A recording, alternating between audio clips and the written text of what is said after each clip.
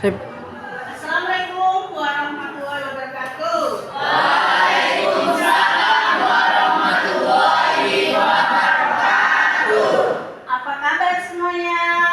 Alhamdulillah luar biasa, tetap semangat. Baiklah, mulai pelajaran seperti biasa kita berdoa dulu agar kegiatan hari ini dilancarkan.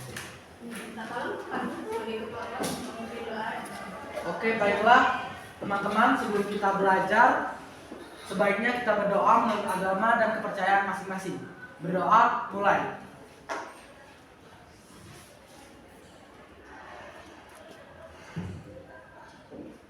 Berdoa selesai. Berdiri.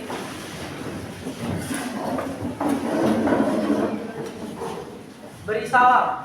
Assalamualaikum warahmatullahi wabarakatuh. Waalaikumsalam warahmatullahi wabarakatuh. Ya, saya dulu ya. Siapa yang lagi sekolah hari ini?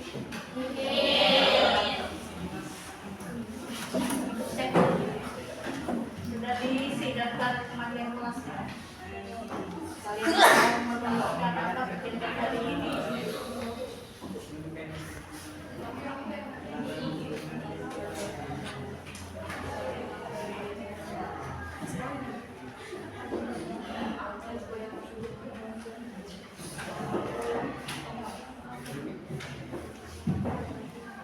Sudah siap belajar? Tentunya pena, buku, siapin semuanya. Jangan nanti pas dulu lagi jelasin, sibuk baru mau mengambil buku sama penanya. Sudah siap ya?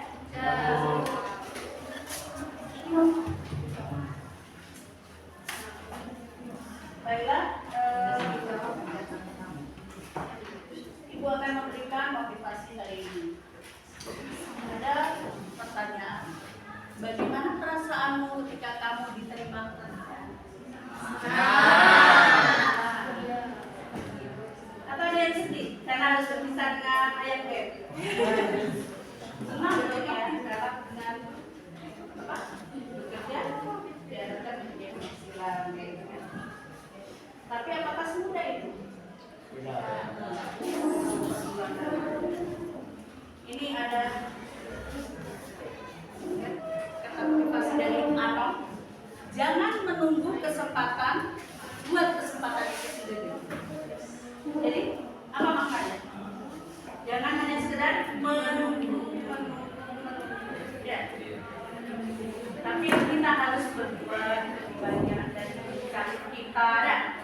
Bagaimana? Ada prosesnya mendapat pekerjaan atau bin salabin yaitu. Dari kalau kita punya uang sendiri bisa membuat perusahaan besar ya kan. Tapi kan itu tuh juga kadang harus dimulai dari awal, berproses. Jadi bos atau manajer itu berproses ya. Jadi karyawan dulu. Dari situ, dari mulai kita membuat surat lamaran ya. Kalau udah yang satunya kita kirimkan ternyata tidak berhasil. Apa sakit di situ? Enggak kan? Langsung terus ada usaha-usaha lagi ya, sehingga apa yang kita inginkan tercapai ya. Jadi intinya tuh dari diri kita, inisiatif, ya. Ya seperti kita dengarkan ada ayatnya, Allah tidak akan merubah kehidupan seseorang kalau kita sendiri ya, kita sendiri tidak merubahnya itu.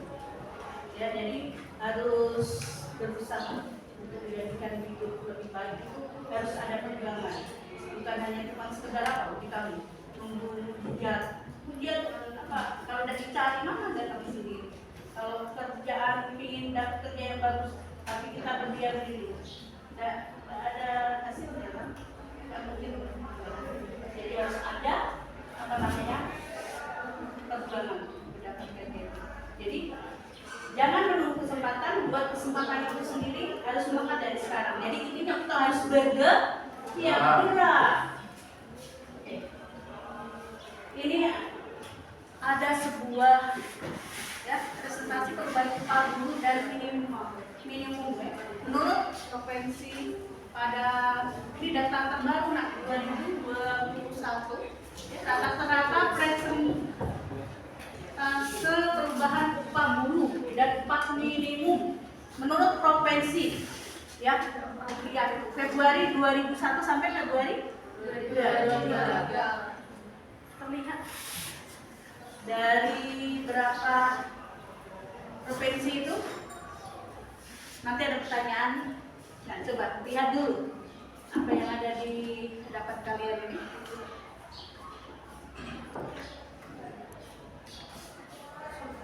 Coba ikut tanya ya. Upah tertinggi sama upah terendah, provinsi mana? Ayo, ketemu dong. Cepet-cepetan. Ntar kasih demo lihat-lihat itu. Yang bisa jawab, ayo. Tertinggi itu ada tiga. Kan kita lihat awalnya dulu. Berarti, ayo. Ya, siapa mau jawab? Ya, Esa. Oke, terus yang terendah? Terendah itu ada di antara ini, ya kan? Ayo, mana itu? Ayo, Esa. DKI Jawa. Hah? Ya, yang terendah? Ya. Yang terendah, Esa? Hah? DKI Jogja atau Jawa Tengah? Ini 58. Kemudian kalau Jawa Tengah, jadi kita bilang Jawa Tengah di 58 kalau ujungnya kan. Ini 81. Berarti ada di Jawa Tengah. Jawa Tengah, ya. Jadi bisa terlihat di situ bervariasi, ya. Upah ini ditentukan oleh daerah masing-masing, ya.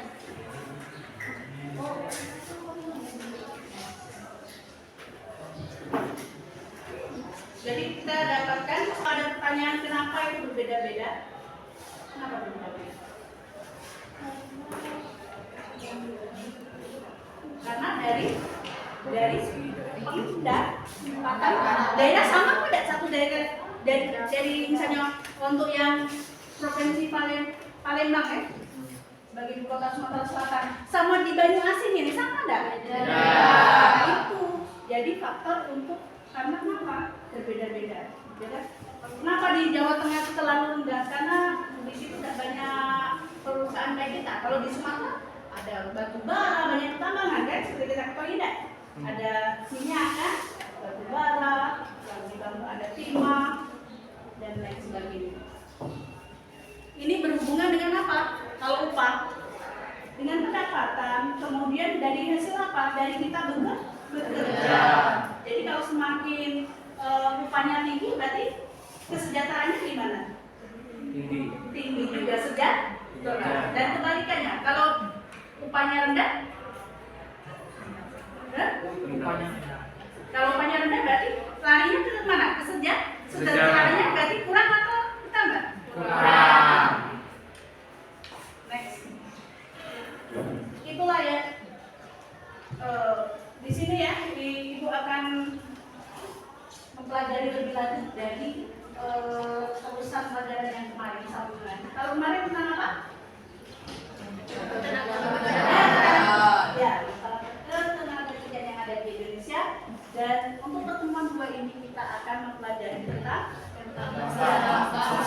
pengangguran. Ya, ada namanya pengangguran. Dampaknya dari tenaga kerja itu ke pengangguran. Masalah pengangguran yang ada di Indonesia. Sebelumnya kita belajar lebih lanjut, kita harus mengetahui ya tujuan pembelajaran. Apa itu? Diharapkan setelah mendengarkan penjelasan guru tentang materi tenaga kerjaan media PowerPoint dan menyaksikan penayangan video, ya peserta didik mampu berpikir kritis untuk memecahkan solusi, ya upaya mengatasi pengangguran melalui diskusi kelompok dan pengerjaan RKPD, program kerja peserta didik, ya itu tujuan daripada kita belajar hari ini. Terus apa saja sih yang nanti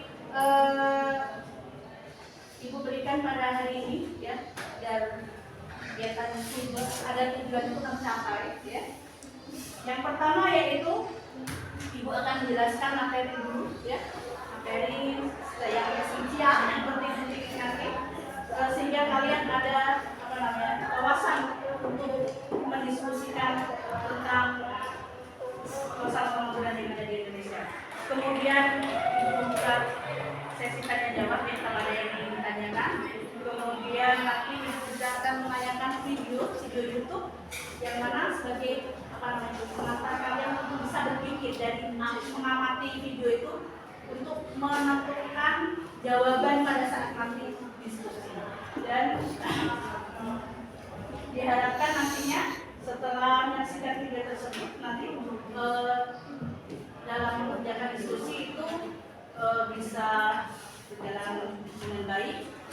Walaupun nanti ada kawan presentasi, ada masukan-masukan ataupun sanggahan yang dilontarkan oleh kawan kamu itu, sehingga apa yang akan didiskusikan di situ akhirnya ada solusinya, sehingga sama-sama nanti kita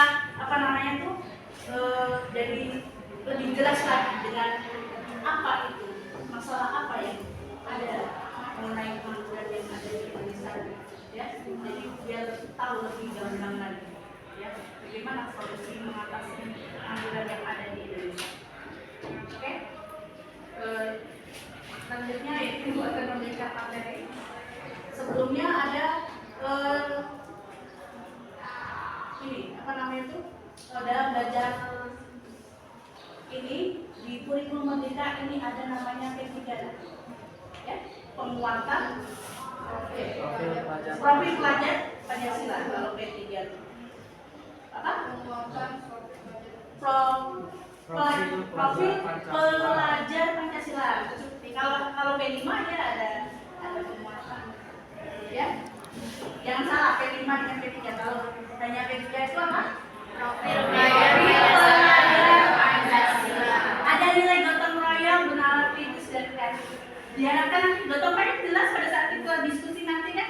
Dan kita kerjasama untuk menentukan solusi apa sih, dan mungkin kamu sendiri-sendiri ya kan dalam jawab masalahnya.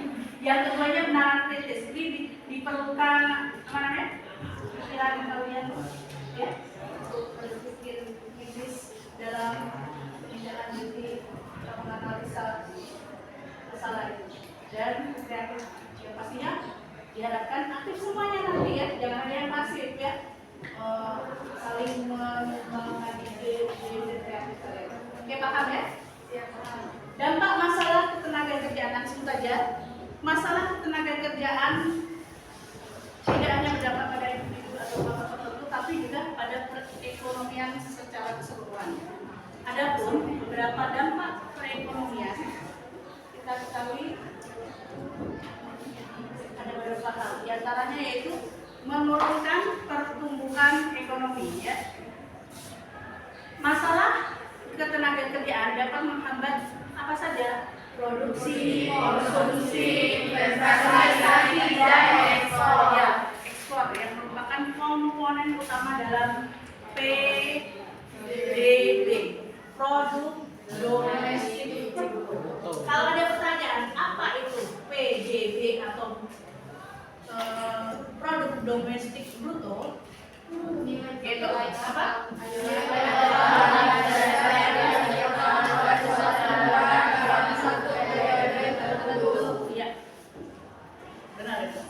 Jadi total barang dan jasa yang dihasilkan suatu negara dalam periode tertentu.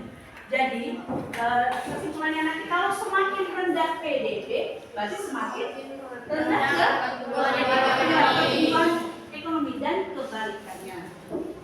Kemudian yang kedua yaitu menurunkan kesejahteraan masyarakat.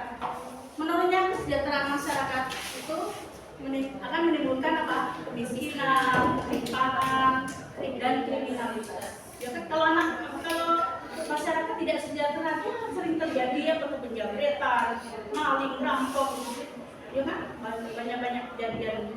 Lagi pada saat musim corona kemarin itu ya, pandemi itu ya. banyak terjadi PHK besar-besaran ya kan.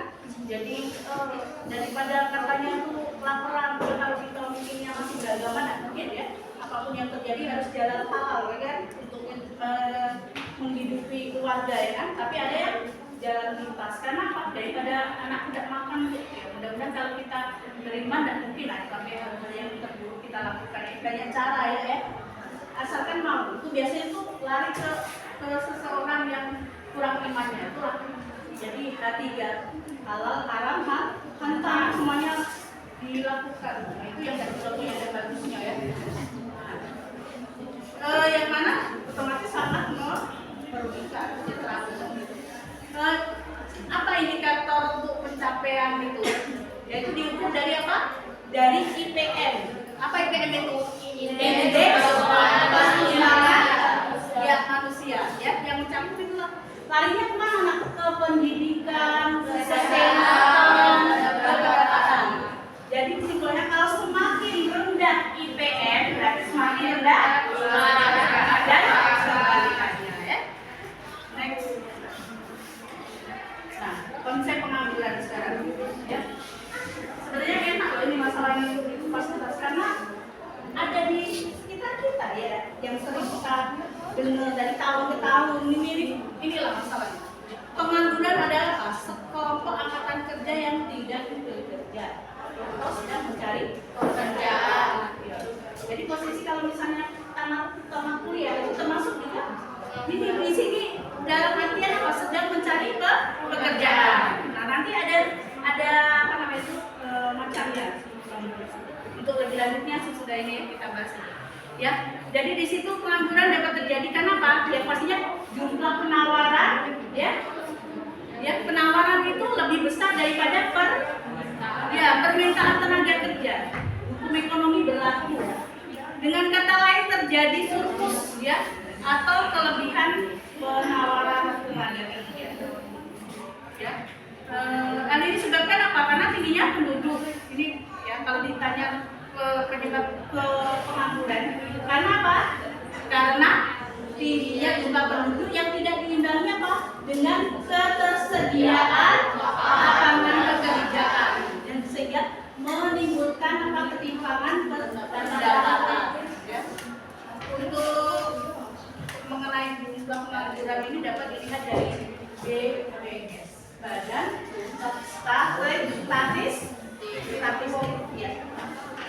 Kemudian nah ini berdasarkan nama waktu bekerja ada pengangguran terbuka, setengah pengangguran dan pengangguran terselubung. Coba perhatikan ya. Struktural, pengangguran struktural itu apa sih? Ya, terjadi karena perubahan struktur ekonomi suatu negara ya.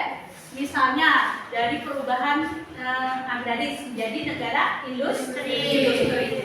Pengangguran ini disebabkan karena kalian yang dimiliki oleh tenaga kerja tidak sesuai dengan pekerjaan yang dibutuhkan.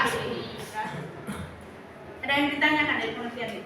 Kita ini sebagai negara yang agraris menuju ke kalau tenaga industri yang sebenarnya bisa dilihat di daerah di negara apa?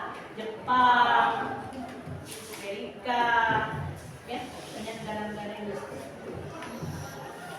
Kemudian untuk pengangguran friksional, ya itu adalah angkatan kerja yang tidak bekerja karena mengharapkan pekerjaan yang lebih baik. Ya, ini yang biasanya dimiliki oleh anak muda.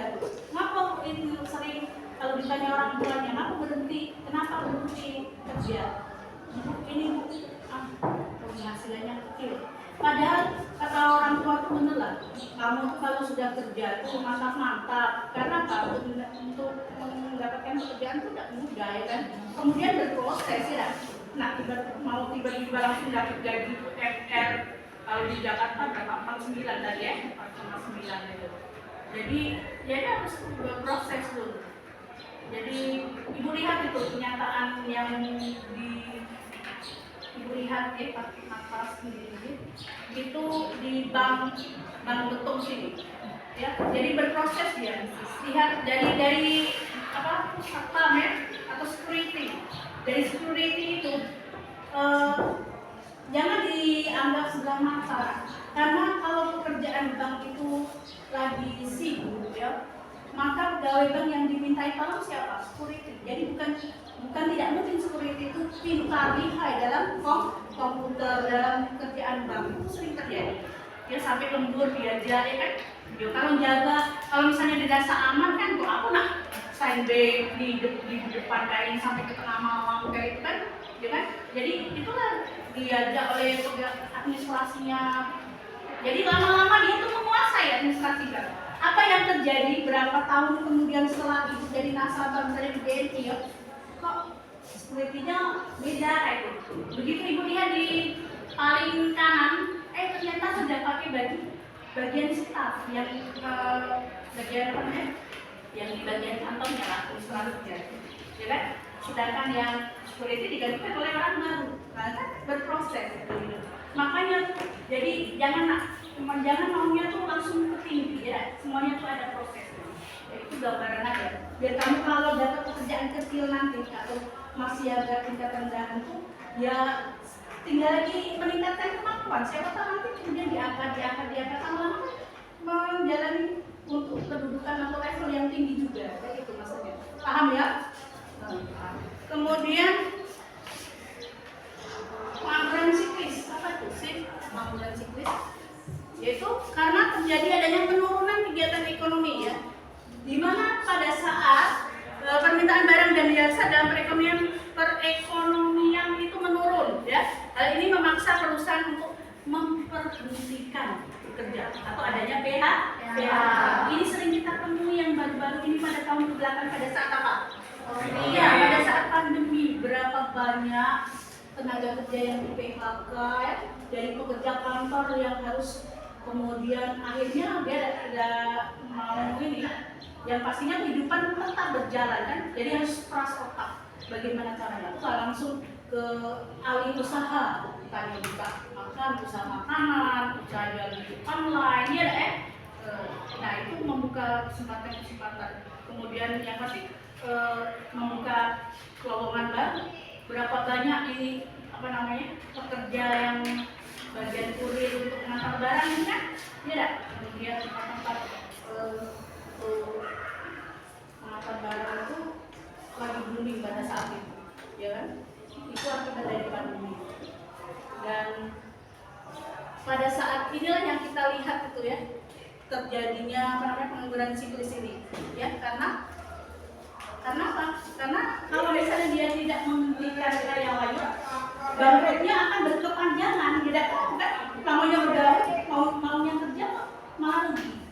Itu salah satu cara kenapa sih kenapa ada PHK besar-besaran? Ya yang punya perusahaan ini mikir kalau tidak dihentikan siapa yang akan nanggung resiko ke depannya? Tambah yang pasti dia tambah rugi ya kan? Nah, makanya itulah harus diperhentikan. Itu suatu konsekuensi pada saat itu kita lagi hanya Allah yang tahu ya mana-mana sama kawan tidak boleh jabat tangan. Dia masih ingat zaman kemarin tuh sampai kita berpikir tidak sampai 3 tahun lagi jasad itu efek daripada corona pandemi itu dari mulai apa namanya kesetiakawanan juga kurang, satu sama lain saling kayak mana ya, karena tidak berjabat tangan gitu ya, ada rasa apa namanya was-was, tidak tentram ya kan, uang lagi ini loh disemprot ya pakai penyemprot biar tidak terkena virus, kemana-mana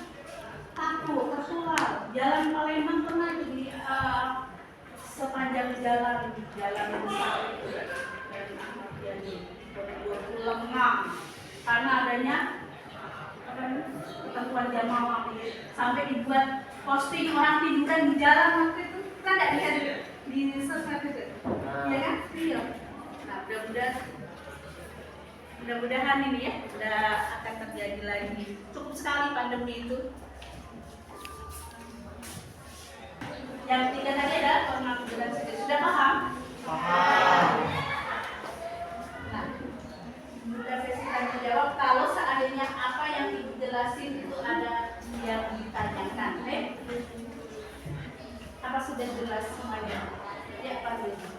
Baik, izin bertanya Bu terkait dampak dari masalah tenaga kerjaan, yang mana salah satunya yaitu menurunkan kesejahteraan masyarakat yang dapat menimbulkan yang pertama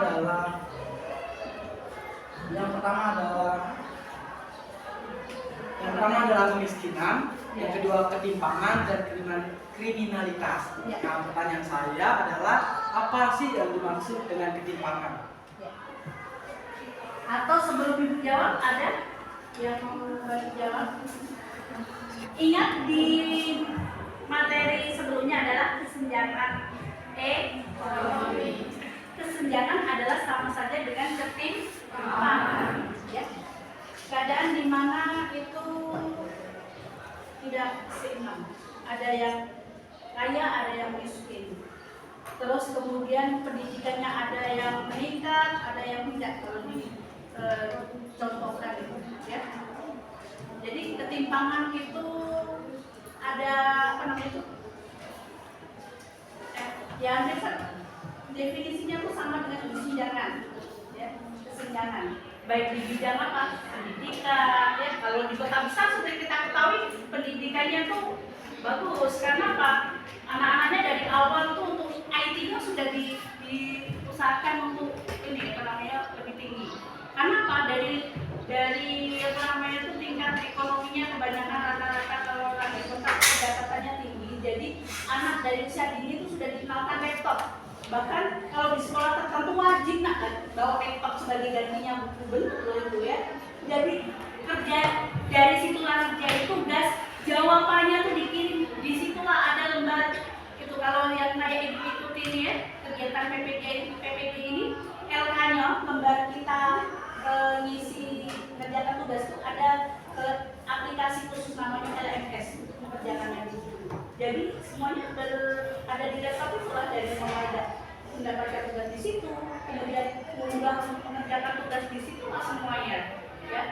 Nah, dari situ karena dikenalkan dengan pendidikan yang tinggi, otomatis pada saat mereka keluar dari sekolah itu untuk mendapatkan kesempatan untuk bekerja di perguruan tinggi juga ini yang bagus biasanya itu. Ya. Begitu juga kalau misalnya kebalikannya, kalau pendidikan rendah, otomatis kalau untuk menembus maksudnya untuk menembus ke jenjang yang tinggi, misalnya pendidikan yang kualitasnya lebih bagus dan usah jauh-jauh, kalau di sini untuk industri itu agak susah. Ya. Nah, ada bedanya kenapa? Kebanyakan yang bisa dikasih ke contoh data point. Kalau data point, kalau di sini itu di SMA sih bagus, kalau di wilayah Banyuasin. Itulah kebanyakan dari pas penerimaan ya, penerimaan mahasiswa itu banyak diambil dari sana. Karena kan ditempa dari dasarnya itu anak memang belajar beneran. Karena itu beneran juga ini ya, karena jadi lihat pada saat pernah datang ke sana, pada saat istirahat itu dia duduk di teras mengerjakan tugasnya tuh sambil ini di terasnya bersih gitu ya, laptop, kemudian itu pada saat istirahat tuh. Oh ternyata memang dari kebiasaan, jadi memang belajar diutamakan. Kalau kesehatan, kalau kesehatan di daerah terpencil beda dengan di kota. Kalau di kota sarana lengkap, kalau di pedesaan kurang. Begitu juga masalah apa namanya itu layanan fasilitas yang lain, akses ya, jembatan, kemudian apa namanya itu tempat-tempat itu kalau di kota kayaknya tuh diadakan semua, tapi kalau di daerah tertinggal itu apa namanya itu kurang diperhatikan. Itu termasuk itulah yang termasuk kesenjangan. Paham? Paham. Terima kasih. Ada lagi? Cukup ya. Untuk memperkuat nanti pertanyakan videonya tentang pengangguran yang ada di Indonesia.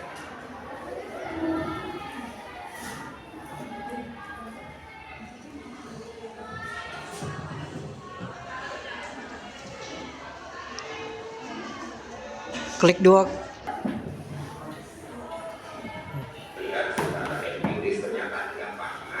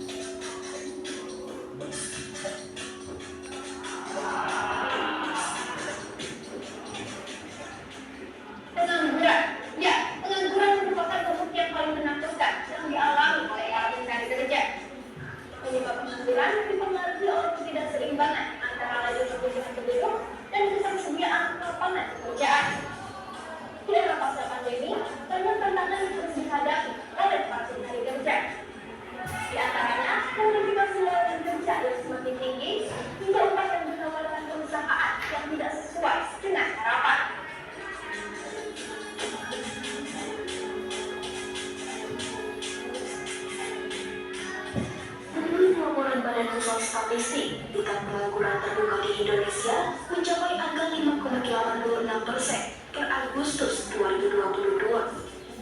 Persentase ini setara dengan 8,42 juta orang di Indonesia. Angka tersebut naik sekitar 20.000 orang jika dibandingkan dengan data pada Februari 2022. Hal ini juga dipengaruhi oleh kondisi ketenagakerjaan Indonesia yang beberapa bulan terakhir menghadapi kondisi gejolak. Salah satunya diakibatkan oleh PHK massal di industri padat karya dan sejumlah startup tanah air.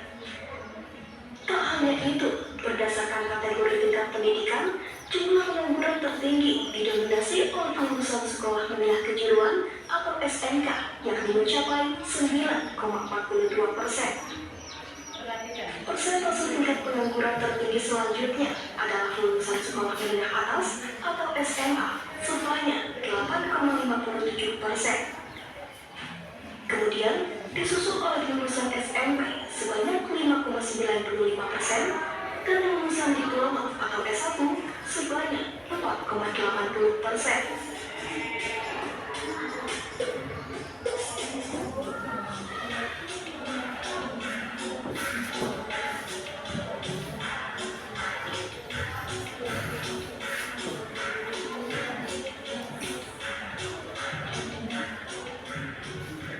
Meningkatnya jumlah pengangguran di Indonesia seiring dengan semakin banyaknya tantangan serta permasalahan yang dihadapi oleh para pencari kerja. Salah satu tantangan terbesar adalah kompetisi yang tinggi. Banyaknya sumber daya manusia di Indonesia tak sebanding dengan jumlah lapangan pekerjaan. Hal ini juga membuat kesempatan untuk para pencari kerja semakin sulit. Tak sampai di situ, permasalahan lainnya yakni kualifikasi lowongan kerja yang semakin tinggi. Bahkan, tak sedikit para pencari kerja dituntut untuk menguasai banyak bidang dan kemampuan untuk satu posisi yang dilamar.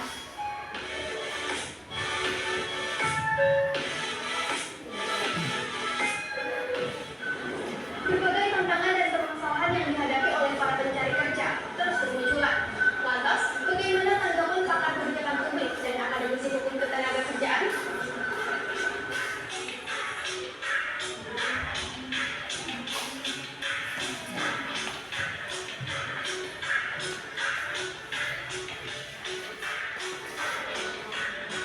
Untuk ini tentu para pelaku usaha dan berpikir efisiensi. Efisiensi karena apa? Memang tingginya biaya tenaga kerja menjadi problem tersendiri. Di satu sisi juga tingginya biaya material, ya. Dan dalam hal ini tingginya juga biaya atau kos yang terkait dengan proses-proses produksi. Saya melihat juga karena lemahnya pemerintah di dalam menyediakan ini bahan material industri, ya, industri. Dan di satu sisi juga memang situasi regional global itu yang menyebabkan juga sulit sekali mendapatkan barang-barang atau material-material yang memang di Indonesia sendiri nggak ada atau ada tapi sedikit minim atau terpaksa harus impor.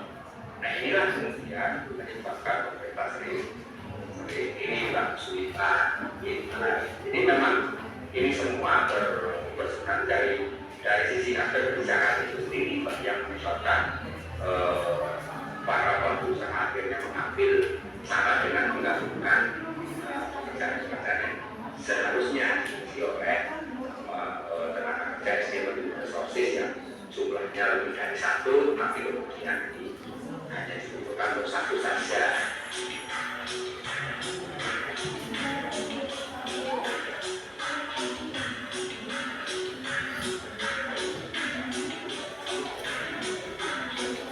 Mau tidak mau ini memang imbas dari besarnya cadangan tenaga kerja di Indonesia ya, karena ketika ada banyak cadangan tenaga kerja maka pemberi kerja akan merasa pilihan dia jauh lebih luas, poolnya luas, dan orang yang mau mendapatkan pekerjaan itu sangat banyak, sehingga kemudian mereka merasa bahwa leverage-nya jauh lebih tinggi. Jadi ini memang implikasi yang mau tidak mau kita hadapi karena besar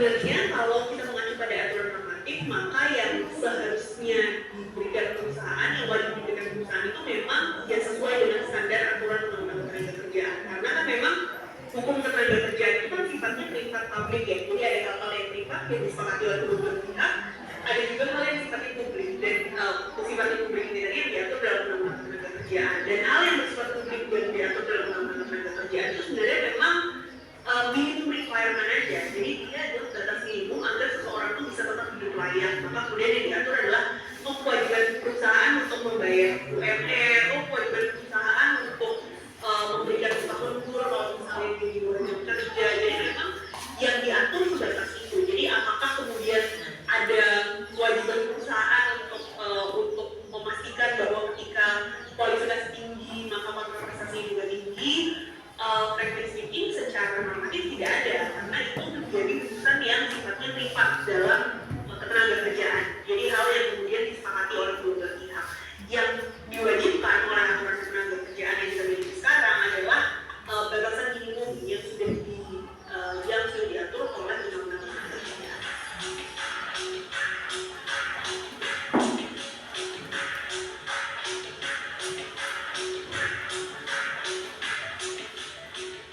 Di tengah kondisi yang memang semakin kompetitif gitu ya di antara pekerja dan pengusaha, mau tidak mau kondisi yang kompetitif ini memunculkan kemungkinan adanya eksploitasi yang semakin besar. Karena itu tadi leverage pekerja semakin rendah jika dibandingkan dengan pengusaha. Pengusaha semakin merasa bahwa well saya ngapain aja, saya memberikan apa saja, itu pasti akan diterima karena toh kamu membutuhkan pekerjaan ini. Nah sehingga dari kacamata saya sebagai orang hukum ketenaga kerjaan, saya akan merasa bahwa saya akan mengatakan bahwa hal yang juga penting untuk dimiliki oleh para calon pekerja dan pekerja muda itu adalah pengetahuan mengenai hak-haknya. Jadi pengetahuan mengenai hak-hak normatif ketenaga kerjaan yang dia miliki. Karena jangan sampai kondisi yang kompetitif ini tadi kemudian menyebabkan kita menjadi biasa jadi eksploitasi gitu. Karena mencari pekerjaan memang sulit, tapi kemudian berada dalam pekerjaan yang eksploitatif itu juga bukan kondisi yang baik.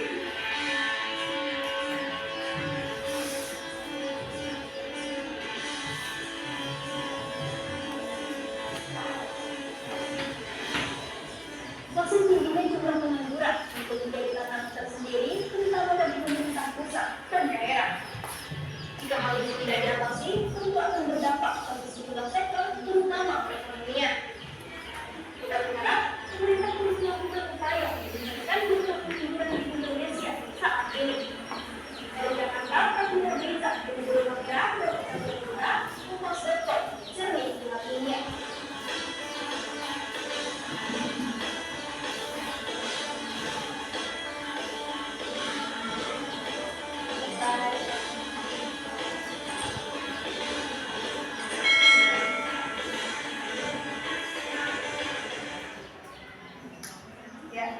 Barusan kita sudah memperhatikan tayangan video tersebut, ya.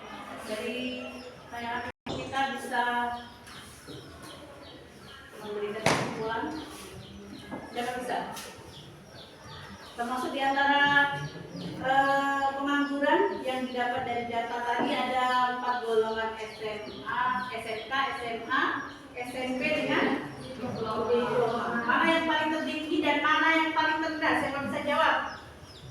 Ayo. Iya, ya. SMK tertinggi pada diploma. Iya, betul. S1 atau diploma ya. Ya. Karena dari data tadi ya, tepuk tangan dulu. Yang lima tadi maaf ya. Ternyata sebenarnya sudah ngotot aja. Dari data tadi SMK ada 9,40%, dan kemudian SMA 8,57%, yang ketiganya diduduki katakan SMP 5,9%, terus yang terakhir malah ya 4,8 gitu S1 ya. Jadi yang tertinggi ya, yang tertinggi SMK ternyata. Ada yang bisa jawab kenapa? Ya, Jessica. Karena kalau kita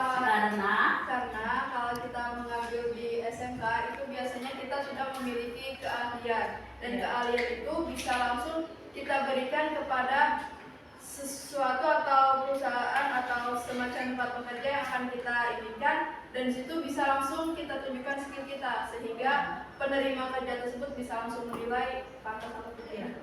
Ya, kalau ya betul. Ya. Kalau anak SMK tapi ternyata kompetensi tidak ada yang diandalkan, dia ada kan? Jadi kemana larinya? Kalau SMA kebanyakan itu memang maunya mandiri.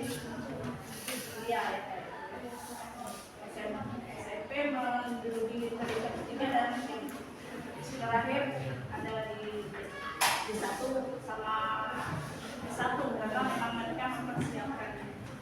Kemudian pengangguran dari dulu memang menjadikan momok bagi kita ya. Kenapa? Karena arah dari kita hidup ini ya, pinginnya kan apa setelah menuntut ilmu tinggi-tinggi, ya kan? Kemana arahnya? Iya, satu kata kok, bekerja mendapatkan penghasilan yang bisa menghidupi kita, dan nanti pada saat keluarga bisa menghidupi keluarga kita, kayak gitu kan? Ya.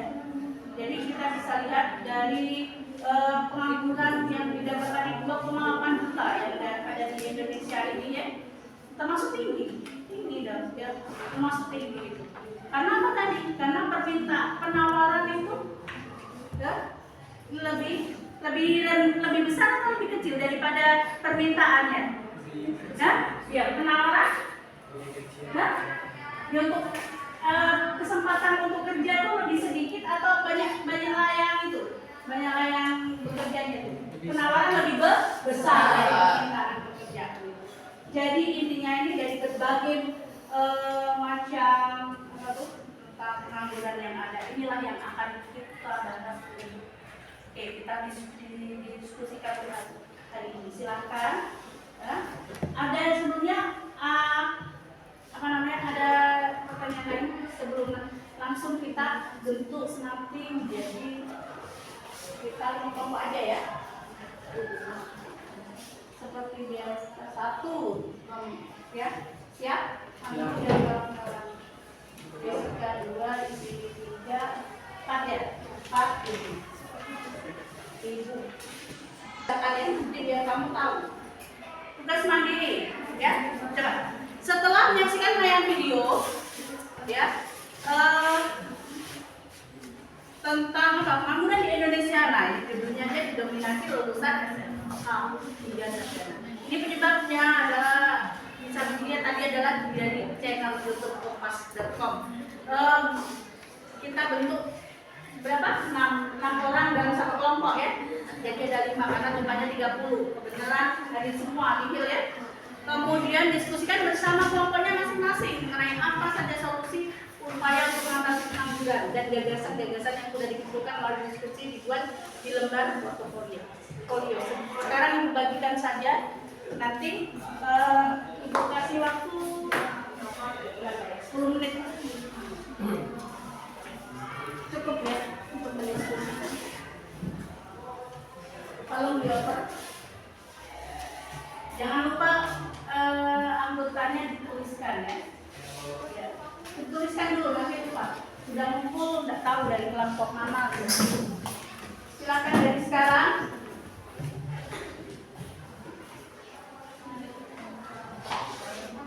Gagasan yang dikumpulkan mengenai apa permasalahan,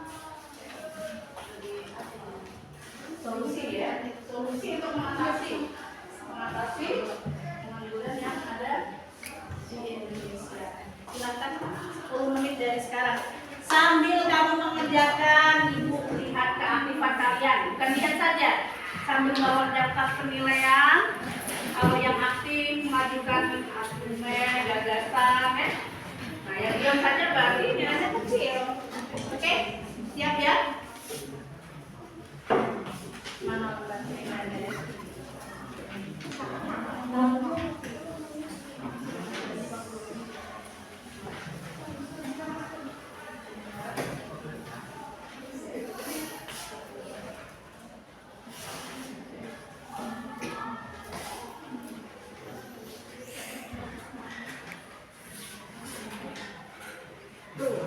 Ada didiskusikanlah kelompok masing-masing mengenai apa saja solusi upaya untuk mengatasi pengangguran. Minimal 3 ya. Silakan. Ibu kasih waktu 10 menit. Ibu rasa sudah jelas dari materi sama penayangan video itu ya. Karena ada keterkaitan dengan materi kemarin ya. Karena ada kerjaannya. Nah, di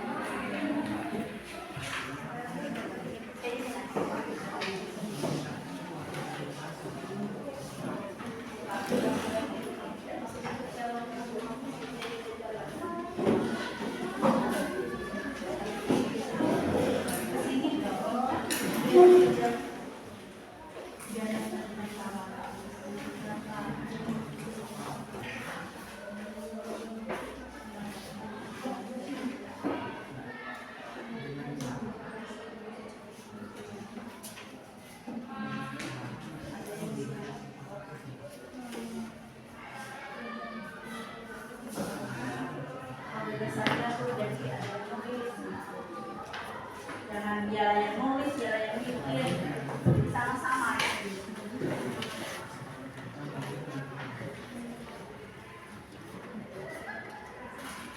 Ya, tuh kamu gagasan apa nanti di sekolah ke situ dikasihkan. Nah, kayak gitu. Jadi satu-satu cepat. Nah, selesai. Satu kepala menyesuaikan satu jawaban.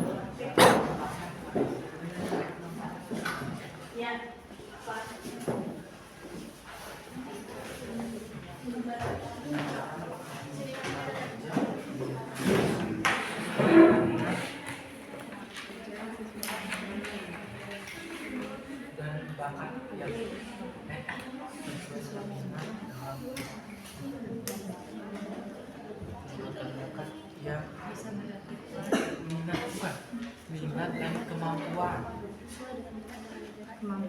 Bakat bukan sih, kemampuan. minat dan kemampuan,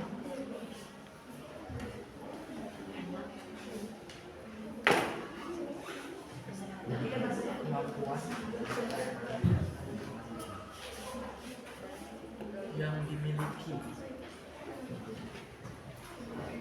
tenaga kerja.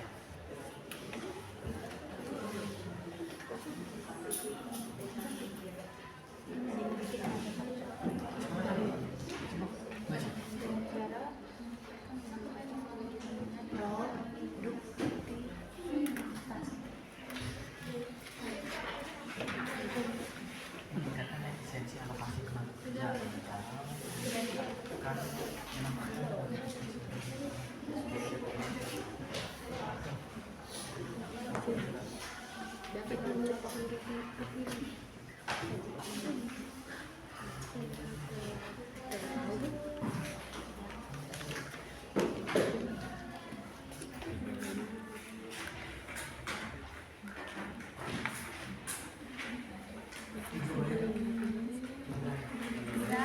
Ya menurut Anda kalau ada tambahan tidak apa?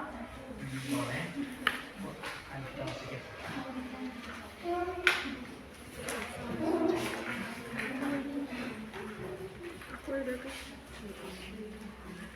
Ungkapan yang sangat digunakan untuk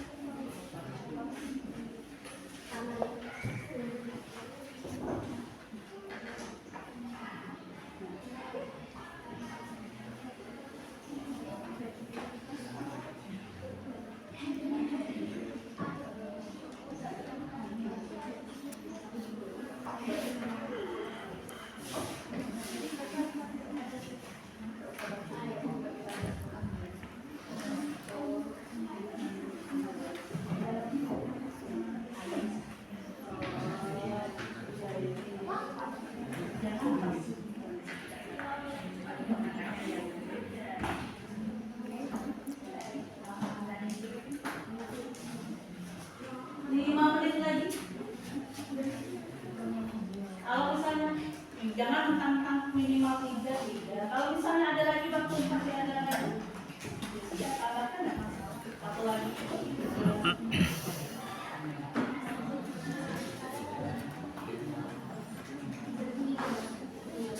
Nanti waktu baca presentasinya tuh yang jelas ya, jangan kayak orang dulu.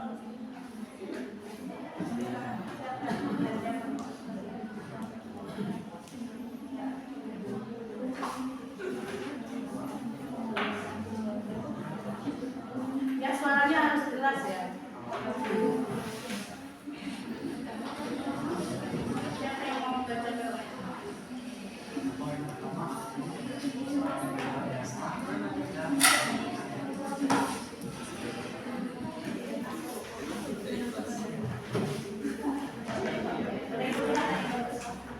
Kalau ada ditambahkan nggak masalah.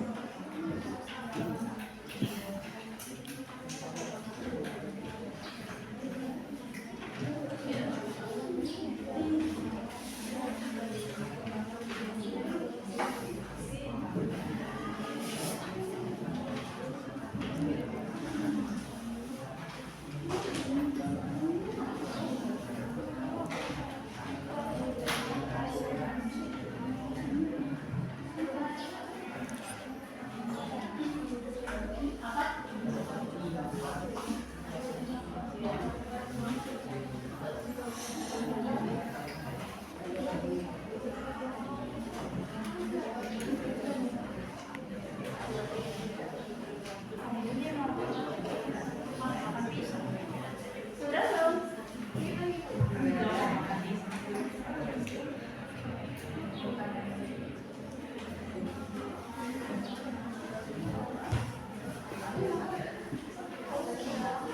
Udah? Apakah sudah? Sudah. Ya, karena kalian sudah semuanya diskusinya, maka tidak saatnya kalian akan mempresentasikan. Silakan buat kelompok satu aja ya. Jadi hitungannya mudah kan 1, 2, 3, 4, 5. Silakan pastikan. Baiklah, assalamualaikum warahmatullahi Wabarakatuh. Baiklah, sekarang kami akan mempresentasikan hasil diskusi kami terkait solusi daripada pengangguran yang ada di Indonesia. Yang pertama yaitu kebijakan pengupahan, di mana menurut kami kebijakan pengupahan sangat penting dilakukan agar pekerja dapat memiliki upah yang tidak terlalu rendah.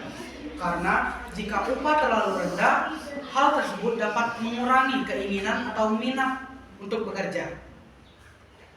Dan poin yang kedua akan dibacakan oleh teman saya yaitu Dharma.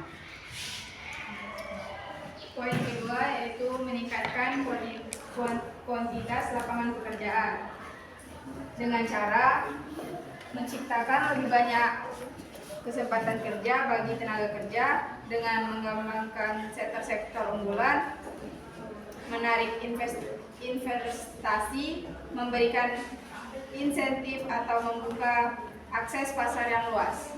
Poin ketiga akan dibacakan oleh Anil Laura. Selanjutnya adalah meningkatkan efisiensi alokasi tenaga kerja dengan cara menempatkan tenaga kerja sesuai dengan minat dan kemampuan yang dimiliki tenaga kerja. Ya. Baiklah, itulah 3 solusi yang kami dapat daripada diskusi kami. Berikutnya kami akan membuka sesi tanya jawab. Jika ada yang ingin bertanya terkait solusi dari kami, silahkan. Ada dari kelompok 2, 3, 2 ya. Makanya kelompok Anda tadi kan menjelaskan beberapa solusi mengatasi pengangguran di Indonesia. Salah satunya menyebutkan kebijakan pengupahan. Pertanyaannya adalah mengapa diperlukan kebijakan upah minimum untuk pekerja? Oke, baik.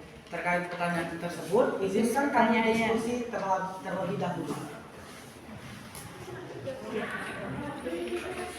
1 menit aja. Oke, baik. Durasi.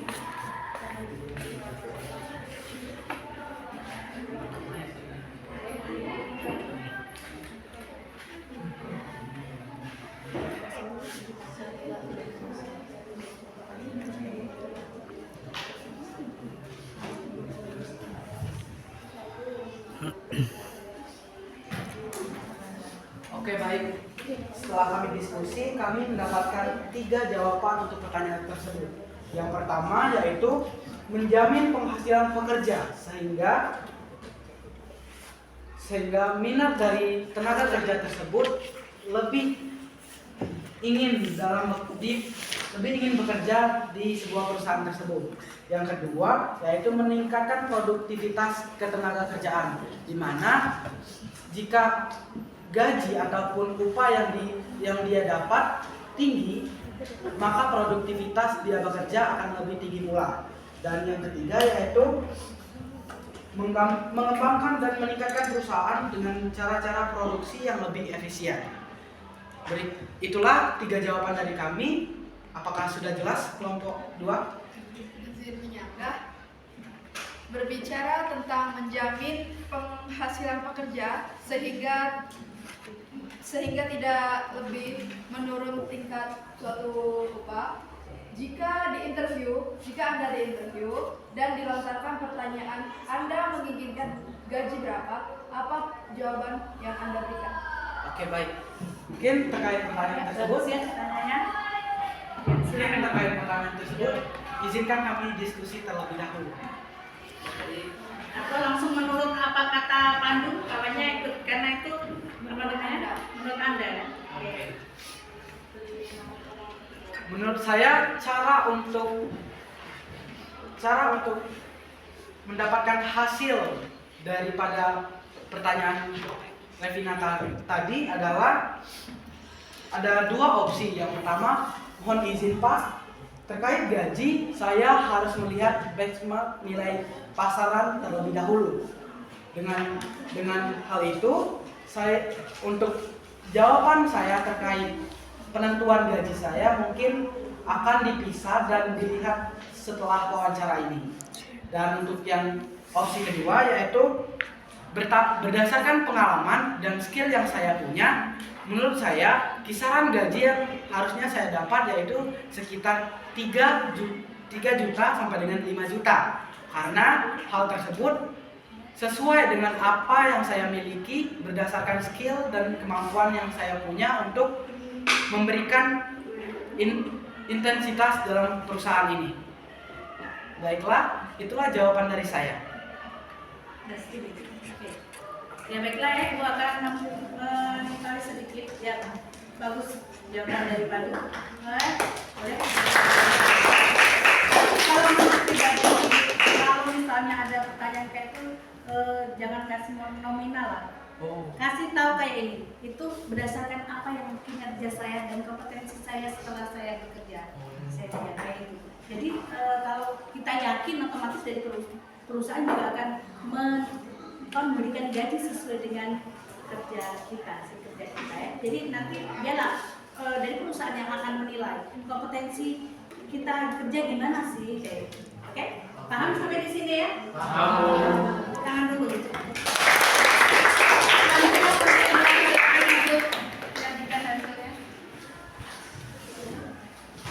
Assalamualaikum warahmatullahi wabarakatuh. Waalaikumsalam warahmatullahi wabarakatuh. Jadi kali ini kami akan mendiskusikan hasil presentasi kami tadi tentang solusi untuk mengatasi pengangguran di Indonesia. Yang langsung saja yang pertama akan dibacakan oleh Ibrahim. Kebijakan lapangan pekerjaan. Pemerintah harus membuka lapangan kerja sebanyak mungkin, seperti lowongan untuk posisi pegawai negeri. Juga bisa mendorong pihak swasta untuk membuka lapangan pekerjaan sebanyak mungkin. Selanjutnya solusi yang kedua yang akan dibacakan oleh Meningkatkan kualitas pendidikan dan pelatihan bertujuan untuk meningkatkan keterampilan, pengetahuan dan sikap tenaga kerja supaya sesuai dengan kebutuhan pasar. Dapat dilakukan dengan menyediakan fasilitas kurikulum, guru atau bahkan bantuan yang berkualitas dan relevan. Kemudian solusi yang ketiga yang akan dibacakan oleh Gael. Untuk solusi yang ketiga yaitu kebijakan pengupahan, yang dimana sangat penting dilakukan agar pekerja mendapatkan upah tidak terlalu rendah, juga bisa berakibat pada pendidikan, kesehatan, dan produktivitas. Ya, itu tadi hasil diskusi kami. Mungkin dari diskusi kami tadi ada yang berbeda atau belum jelas, silakan ditanyakan kembali. Ya, kelompok 1, 3, 4, 5, siapa? Ada masukan, sanggahan atau pertanyaan? Ya, ya silakan.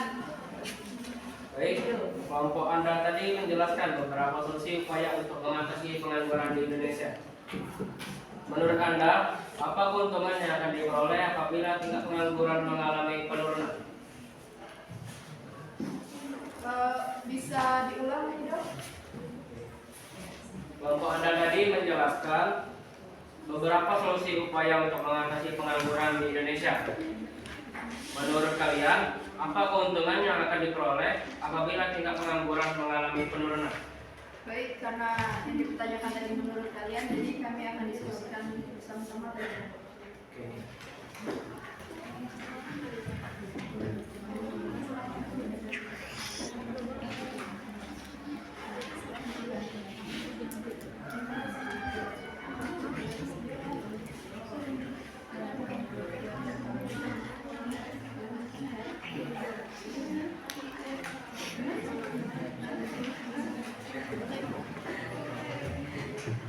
Baiklah, kami akan menjawab pertanyaan dari Rido. Dari hasil diskusi kami tadi, keuntungan yang akan diperoleh apabila tingkat pengangguran mengalami penurunan adalah jika pengangguran turun, maka masyarakat yang mempunyai penghasilan akan bertambah. Tenaga kerja tentu akan berbelanja dengan penghasilan yang dimiliki, sehingga produk perekonomian berpusat dan berdampak bagi sektor lain. Jadi kesimpulannya, jika di sektor satu dia mengalami penurunan, itu akan menjadi keuntungan di sektor lain. Bisa dipahami? Baik, singkat ya jawabannya. Jadi dengan banyaknya problematik ataupun masalah-masalah yang ada, apakah hanya itu keuntungan yang akan kita dapat jika pengangguran mendapatkan penurunan? Baiklah, mungkin ada beberapa dari yang saya sebutkan, dan mungkin kami bisa meminta waktu sebentar untuk diskusi lagi supaya jawaban dari kami lebih jelas. Oke, baik.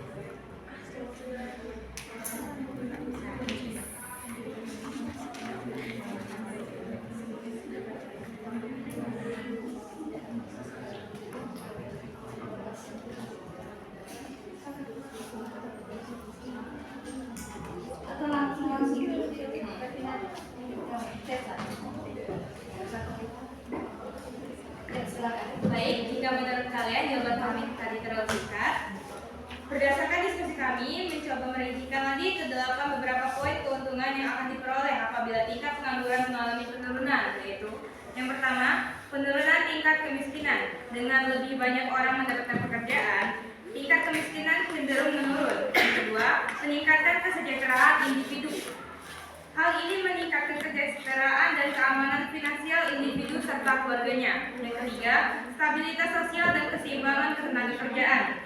Ketidakpastian ekonomi dan ketegangan sosial bisa berkurang karena lebih banyak orang memiliki akses ke pekerjaan dan penghasilan yang stabil. Yang keempat, meningkatnya partisipasi dalam pasar tenaga kerja. Penurunan tingkat pengangguran bisa mendorong lebih banyak orang untuk berpartisipasi dalam pasar tenaga kerja, mencari pekerjaan, dan berkontribusi secara produktif dalam ekonomi. Yang kelima, peningkatan kualitas hidup.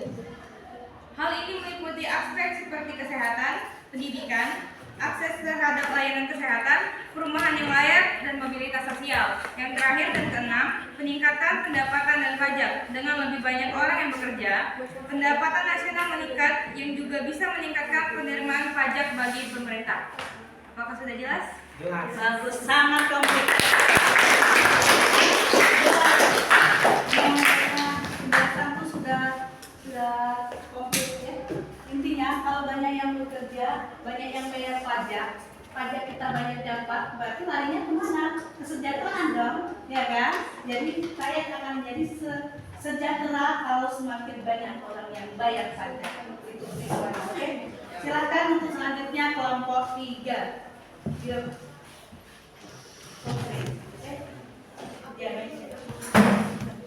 Baiklah, assalamualaikum warahmatullahi wabarakatuh. Waalaikumsalam warahmatullahi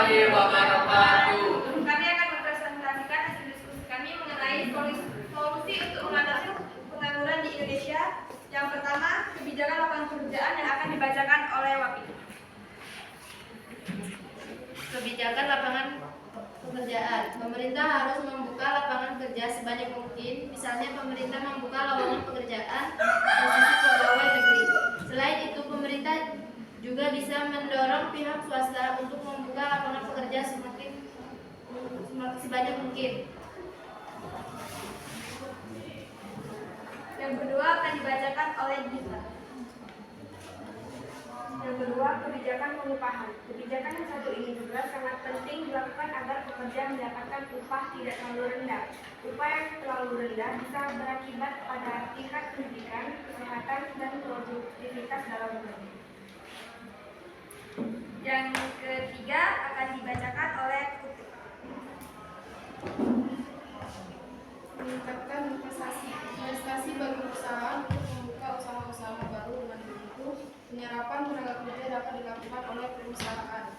Dengan mempermudah alur investasi akan menimbulkan dampak yang luas. Baiklah, itulah hasil diskusi kami. Kami membuka sesi tanya jawab. Bagi yang ingin bertanya, kami persilakan. Silakan yang bertanya. Nomor 1, 2, 2 ya. Wawan tadi menjelaskan beberapa solusi upaya untuk mengatasi pengangguran di Indonesia. Pengangguran tampaknya terlalu negatif.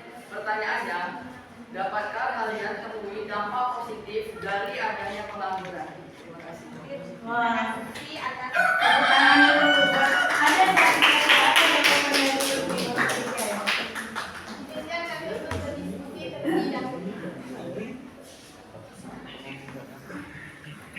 ya kita kan sekarang dia kapan nganggur negatif kan? Ya kan? Iya, ada pertanyaan. Nah ini bagus pertanyaannya. Apakah ada dampak positif dari pengangguran? Apa sih itu? Oke, mau dijawab oleh siapa? Ya, silakan.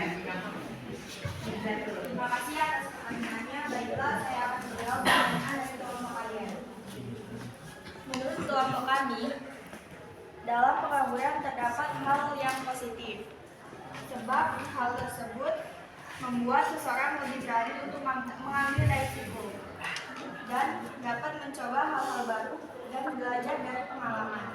Pengangguran juga dapat membuat seseorang lebih fleksibilitas, adaptif, dan responsif, dan itu berhubungan terhadap perubahan lingkungan.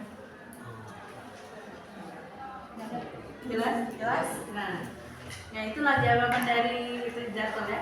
Jadi intinya tuh, jadi belajar mampu ya. Jadi dari pengangguran itu, nah, ada lebih responsif tadi kan. Jadi tanggap terhadap apa yang akan dilakukan kamu. Dalam artian bukan seterusnya nganggur, tapi mulai ancang-ancang kayak itu kan. Ya, jadi lebih paham. Jadi apa sih yang akan dilakukan untuk kedepannya? Kayak itu. Ya, paham? Paham. Selanjutnya kelompok 4. Silakan.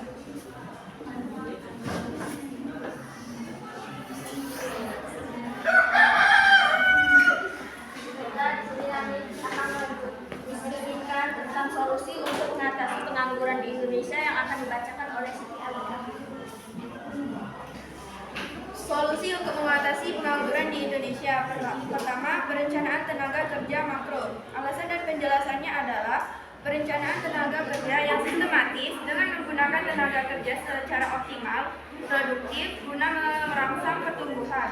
Pertumbuhan yang dimaksud adalah pertumbuhan ekonomi dan sosial, baik yang berskala nasional, daerah, dan juga sektor yang dapat membuka lapangan pekerjaan yang seluas-luasnya, sehingga dapat mengakibatkan produktivitas dan kesejahteraan pada pekerja. Baiklah, yang nomor 2 akan dibacakan oleh Solusi untuk mengatasi pengangguran Indonesia yang kedua, perencanaan tenaga kerja mikro. Selain halnya dengan perencanaan tenaga kerja makro, perencanaan tenaga kerja mikro memiliki ruang lingkup yang lebih kecil. Ruang lingkup yang dimaksud di sini adalah hanya sebatas lingkup instansinya saja, baik itu pemerintah maupun perusahaan swasta. Dengan adanya perencanaan ini, pemerintah Indonesia berusaha untuk memberikan hak setiap warga negaranya untuk kehidupan yang sejahtera dan hak untuk mendapatkan pekerjaan. Baiklah, yang ketiga akan dibacakan oleh Nancy.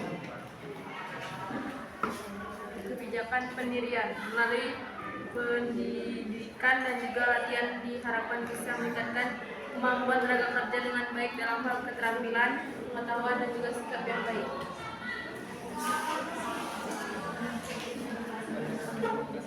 Sekian dari kami membuka sesi tanya jawab. Ya, untuk melaporkan ke sesi tanya jawab, siapa yang mau menanyakan? Baiklah, saya dari kelompok 5 akan izin bertanya. Tadi kan kelompok kalian menjelaskan tentang beberapa solusi untuk mengatasi pengangguran yang ada di Indonesia. Menurut Anda, yang dapat kalian lakukan dalam upaya untuk mengatasi pengangguran dari diri sendiri? Terima kasih atas pertanyaannya. Izinkan kami diskusi terlebih dahulu.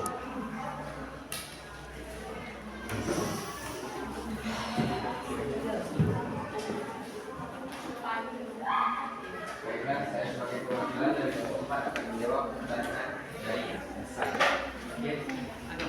Soalnya tadi adalah cara pengangguran dari diri sendiri. Oke, menurut kelompok kami, rancangan yang dapat dilakukan diri sendiri di masa sekarang untuk mengurangi pengangguran adalah dengan pertama, kita di sekolah harus selalu ingin mengetahui apa ilmu yang kita dapatkan. Makin banyak hal yang ingin kita ketahui, makin banyak hal yang kita dapatkan, dan hal yang didapatkan bisa dijadikan bekal ketika di masa kerja.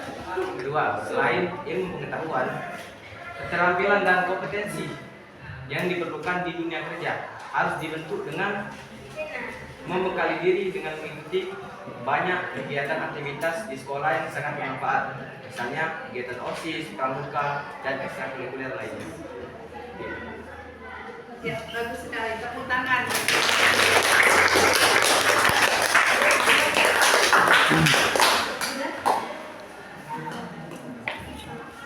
Sekarang kelompok terakhir, silakan mempresentasikan kelompok 5. Baiklah, kami dari kelompok 5 akan mempresentasikan hasil diskusi tentang solusi upaya untuk mengatasi pengangguran yang ada di Indonesia yang diberikan oleh mereka. Solusi untuk mengatasi pengangguran di Indonesia. 1. Kebijakan lapangan pekerjaan. Pemerintah harus membuka lapangan kerja sebanyak mungkin. Misalnya pemerintah membuka lowongan pekerjaan untuk pegawai negeri. Selain itu, pemerintah juga bisa mendorong pihak swasta untuk membuka lapangan pekerjaan sebanyak mungkin. Selanjutnya, poin kedua yang akan dibacakan oleh Ibu. Kedua adalah meningkatkan investasi. Investasi ke perusahaan akan meningkatkan modal perusahaan untuk membuka usaha baru. Dengan mempermudah alur investasi akan menimbulkan dampak karena selain dapat menyerap tenaga kerja, investasi juga dapat menggerakkan perekonomian dan meningkatkan pertumbuhan ekonomi. Poin selanjutnya akan dibacakan oleh Ibu. Poin ketiga, beberapa usaha akan menciptakan lapangan pekerjaan dan membantu ekonominya. Itulah tadi hasil diskusi kami. Sekarang kami membuka sesi tanya jawab. Ya, silakan. 1, 2, 3, 4. Siapa mau bertanya? Siapa? Oh, silakan. Baiklah, pertanyaan kami adalah kelompok Anda tadi menjelaskan beberapa solusi upaya untuk mengatasi pengangguran di Indonesia. Menurut Anda, di antara pengangguran friksional, struktural, dan siklis, manakah dari ketiga jenis pengangguran tersebut yang paling sering kalian temui? Tadi dibahas ya. Izinkan kami dilakukan sebentar untuk berdiskusi. Dan kita fokus dengerin alam sendiri.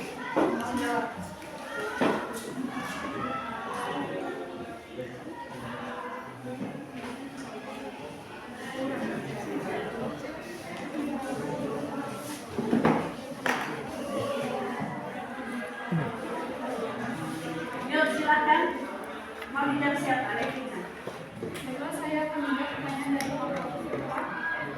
Wakani. Menurut pandangan kami, jenis pengangguran yang paling sering kalian temui yaitu pengangguran psikis. Karena banyaknya pengangguran akibat PHK, karena pada saat pandemi COVID-19, perekonomian mundur. Sekian yang mau saya jawab. Apakah sudah jelas? Oke, bagus ya.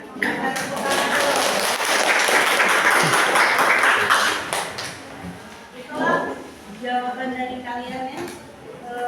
Benar tidaknya tapi yakin kuliah tadi itu seperti dari materi yang sudah diperhatikan tayangan video untuk pemuatannya kita lihat di ya. Upaya yang dapat dilakukan adalah sebagai berikut. Karena menurut jawaban kalian itu luar biasa, kayaknya sudah memang mulai berpikir kritis. Aplaus dulu buat kalian. Jadi kita langsung saja menyebutkan poin-poinnya. Ya, ada upaya yang dapat dilakukan adalah sebagai berikut, yaitu perencanaan tenaga kerja makro. Ya, di sini makro dalam artian untuk skala yang besar, itu nasional, daerah dan lain sebagainya. Sedangkan untuk yang mikro itu kecil, hanya di dalam lingkup sebatas lingkup instansi saja ya. Next, kebijakan pendidikan. Melalui pendidikan juga dapat diharapkan bisa meningkatkan kemampuan. Kemudian yang selanjutnya kebijakan lapangan pekerjaan. Ada dari jawab, ibu cuma nyebutin aja. Kemudian kebijakan pengupahan, meningkatkan kualitas pendidikan dan pelatihan, selanjutnya meningkatkan kualitas lapangan pekerjaan, kemudian meningkatkan efisiensi tenaga kerja, kemudian kualitas pendidikan, karena sebelumnya juga sudah itu kan dari jelasin juga, dan pelatihan ya, kemudian meningkatkan kuantitas lapangan pekerjaan, dan selanjutnya lagi meningkatkan efisiensi alokasi tenaga kerja, dan yang berikutnya adalah meningkatkan perlindungan dan kesejahteraan tenaga kerja, meningkatkan investasi, pelatihan kerja juga sudah dibahas tadi, peningkatan kerjasama luar negeri, ya ini bisa dilakukan untuk penyerapan tenaga kerja Indonesia yang dilakukan oleh bekerjasama pihak swasta dan pemerintah. Dan yang terakhir adalah menggalakkan usaha UMKM. Ini sangat penting ya, karena selama ini yang dibicarakan pemerintah. Kalau ditanya apakah ini termasuk salah satu upaya mengatasi pengangguran, ya ini termasuk. Karena dari UMKM ini berkembang para pengusaha-pengusaha, apalagi adanya pandemi kemarin ya, orang larinya ke sini berusaha untuk memperluas usaha ini di bidang ini. Itulah solusi untuk mengatasi pengangguran yang ada di Indonesia. Untuk selanjutnya ada pertanyaan ya? Sebelum nanti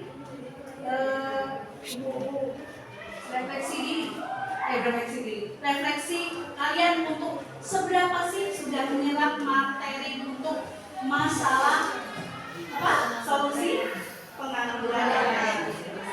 Ada nggak? Kita buka kesimpulan dari apa yang kita pelajari hari ini sebelum kita ke refleksi. Ayo. Kesimpulannya di sini, ya, benar nggak yang ada di sini? Upaya yang dapat dilakukan untuk mengatasi pengangguran tentunya dengan membuka lapangan pekerjaan, betul? Karena kalau ada pekerjaan, kita ada penghasilan, mencukupi, harinya kesejahteraan, ya. Pengangguran timbul akibat penawaran kerja. Nah, tadi ditanyakan kan, lebih tinggi atau lebih besar dibandingkan dengan apa? Permintaannya. Maka solusinya apa? Meningkatkan permintaan tenaga kerja. Ya. Atau untuk yang berikutnya, ya. Bisa ditambahkan. Bisa ditambahkan. Siapa yang mau menambahkan? Ya, baik. Silakan.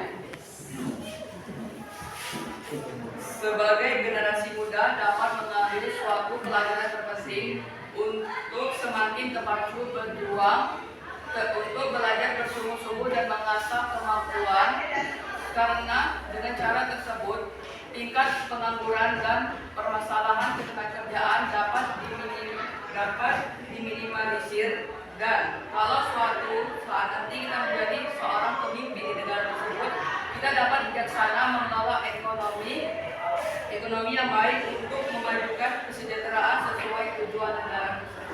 Ya, bagus sekali.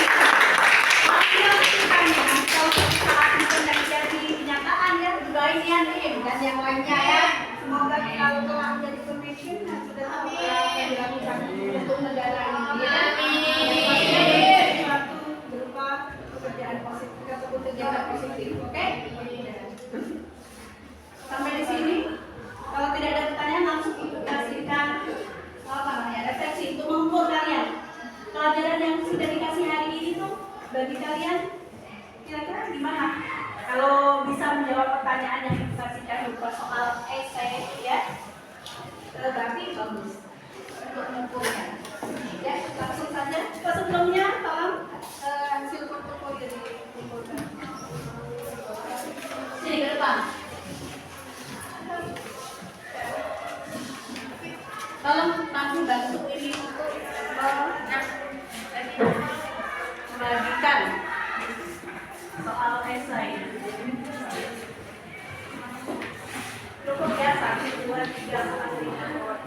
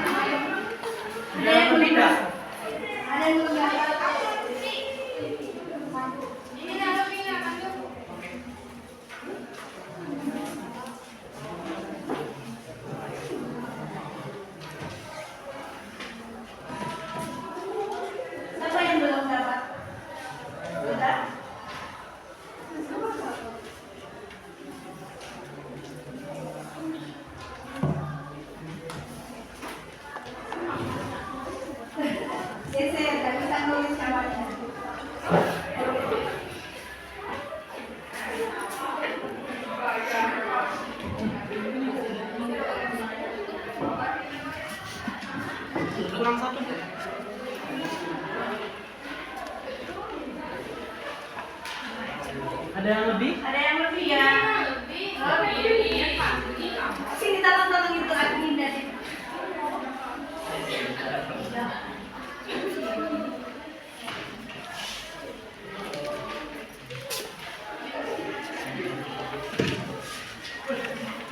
Itu ada sebagian tadi sudah terjawabkan oleh diskusi ya. Jadi lebih cepat jawabnya. Kalau 10 menit mungkin bisa 5 menit. Karena alhamdulillah hanya jawab atau terus kemudian ada yang menimpali sanggahan tadi itu pas kebenaran ada juga yang ditanyakan di jadi lebih mudah bisa menjawabnya. Jadi pakai logika loh ini termasuk berpikir kreatif apa tuh kritis. Jadi bukan hanya sekedar jelaskan sebutkan ya kan. Kita pikir dulu.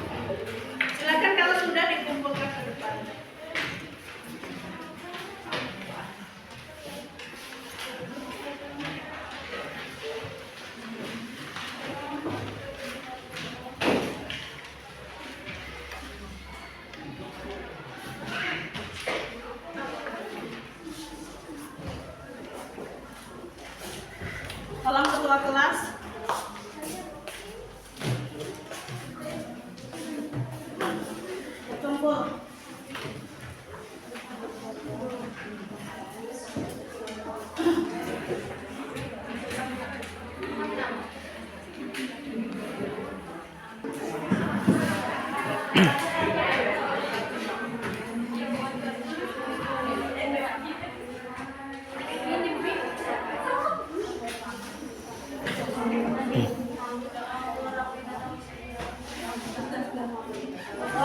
dua ya belum ya? Sudah?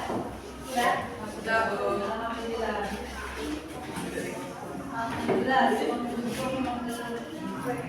Pembelajaran hari ini ya. Baiklah, anak-anak ya. Semuanya sudah kita laksanakan hari ini. Yaitu berikutnya adalah tindak lanjut setelah kita pembelajaran hari ini masih ada satu pertemuan lagi ya. Nanti kita bahas tentang soal-soal mau ujian semester kan kita. Dan sudah itu kita ujian ya, ujian semester yang insya Allah akan dilaksanakan pada tanggal berapa? 20 November.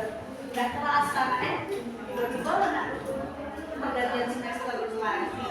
Dan kita insya Allah ketemu di pembelajaran aktif nanti di bulan Januari setahun lagi 2024, yaitu kita lanjut ke bab 4, yaitu materinya apa?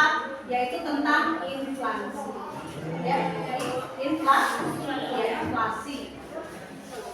Oke, pertemuan hari ini kita lanjutkan sampai di sini. Apa yang kita mudah-mudahan bisa bermanfaat bagi kalian ya. Tetap semangat ya pastinya ya. Ya, Bu. Ibu akhiri ya, ucapan adalah hal